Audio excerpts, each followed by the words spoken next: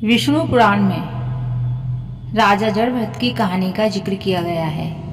इनकी कहानी के माध्यम से मनुष्य को यह बताया गया है कि कैसे एक इंसान पशु योनि को प्राप्त कर लेता है। आइए जानते हैं विष्णु पुराण में जड़भरत की कथा से कैसे मिलता मनुष्यों को अगला जन्म।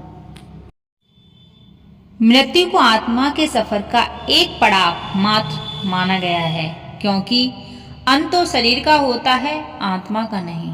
आत्मा तो मूल है और इसका सफर एक शरीर तक नहीं रहता। इसे अनेकों शरीरों में होकर गुजरना पड़ता है और हर शरीर के मिलन के पीछे कुछ न कुछ वजह होती है। ऐसा विष्णु पुराण, गीता और अन्य शास्त्रों में बताया गया है। लेकिन आत्मा का लक्ष्य भटकना नहीं होता, बल्कि उसे परतत्व यानी मोक्ष प्राप्त करना होता है। मोक्ष वह है जो आत्मा का संयोग परमात्मा से होता है। परमात्मा को प्राप्त करने के लिए ही आत्मा विभिन्न शरीर को प्राप्त करता है, लेकिन एकमात्र कामना के चक्र में फंसकर आत्मा को बार बार विभिन्न योनियों में जाना पड़ता है। जड़भरत की कथा है कि वह एक महान संत राजा थे। प्रजा का पालन भी वे धर्म परायण होकर करते थे। लेकिन एक दिन हुआ ऐसा कि जब वे स्नान कर रहे थे, तभी एक हिरणी सिंह के भय से भागते हुए नदी में कूद गई, लेकिन वह नदी को पार नहीं कर पाई। हिरणी गर्भवती थी और जल में उसे प्रसव हो गया। उसने एक हिरणी को जन्म दिया और वहीं मृत्यु को प्राप्त हो गई। राजा को हिरणी के बच्चों को देखकर उस पर दया आ गई और वह उसे लेकर अपने राजभवन में आ गई। राजा जड़भरत उस हिरणी को अपने बच्चे की तरह पालना शुरू किया। हिरणी भी राजा से बहुत स्नेह करने लगी और राजा के आगे पीछे खेलती रहती, जिसे देखकर राजा जड़भरत आनंदित होते रहते। राजा का मोह हिरणी के बच्चे से बढ़ता चला गया और धीरे धीरे वे बूढ़े होकर मृत्यु को प्राप्त हो गए। लेकिन मृत्यु के समय उसे हिरणी से उनका मोह समाप्त नहीं हुआ और वे उसी के बारे में सोचते रहे। परिणाम यह हुआ कि उन्हें मनुष्य योनि से एक पशु योनि में जाना पड़ा और वह स्वयं उस हिरणी के गर्भ में आ गई और हिरण के रूप में उनका अगला जन्म हुआ।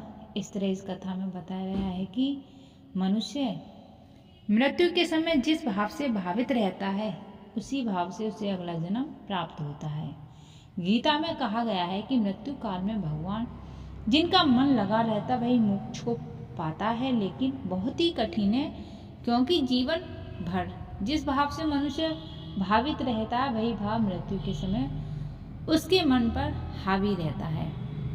आपने देखा भी होगा कि घर में किसी की मृत्यु हो जाने के बाद अगर कुछ वर्षों में किसी बच्चे का जन्म होता है, तो लोग कहते हैं कि घर के वही सदस्य लौटकर आपके घर में बच्चे के रूप में आए हैं। दरअसल यह उस व्यक्ति के अपने परिवार के प्रति मोह और कामना को दर्शाता है, क्योंकि मनुष्य अपनी कामना और परिवार के मोह से जल्द निकल नहीं पाता। गरुड़ पुराण में कर्मों की प्रधानता बताई गई है, जिसके अनुसार मनुष्य जैसा कर्म करता है, उसी के अनुसार उसे अगला जन्म मिलता है।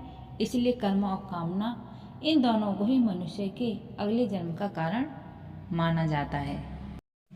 कलयुग के बारे में महर्षि पराशर ने विष्णु पुराण में यह भी कहा गया है कि कलयुग में मनुष्य को जरा सा पद और धन हो जाएगा तो वह उसे अहंकार दिखाने लगेगा। क्यों? लोगों में अल्प धन से ही अहंकार भर जाएगा और दूसरे को दबाने की कोशिश करेगा।